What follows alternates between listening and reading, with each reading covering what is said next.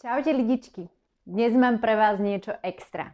Viem, počula si už možno o technikách na zvládanie hnevu a stresu a možno si myslíš, že sú to len ďalšie klišé. Ale počkaj, mám pre teba niečo, čo vážne funguje. Je to ako keď poznáš všetky cheat kódy v hre, ale nikdy ich nepoužiješ, až kým nezistíš, že by ti mohli pomôcť vyhrať. Tu nejde len o teóriu, ale o prax.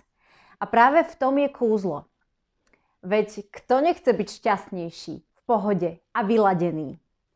Každý hovorí, že áno, ale málo kto to naozaj skúša. Pridám ťa do exkluzívnej Facebook skupiny s názvom Moja voľba. Tu sa stretnete všetci borci a borkyne, čo chcú naozaj niečo meniť. Spolu vytvoríme komunitu, kde sa budeme navzájom podporovať a motivovať k akcii. A nielen to, ukážeme ti, že tvoj potenciál je nekonečný. Poďme si teda v skratke povedať o tých 3 technikách na zvládanie hnevu a stresu. Prvá technika sa volá stop. Niečo ťa práve nahnevalo. Vykolajilo z pohody a z kľudu? Krútiš hlavou a hnev ti len tak vrie v tvojich žilách? Najradšej by si zúrila, kričala a hádala sa? Vysvetlím ti, ako funguje táto technika stop. Zoberme si písmená S ako stop. Naozaj zastaň a prestaň robiť to, čo práve robíš.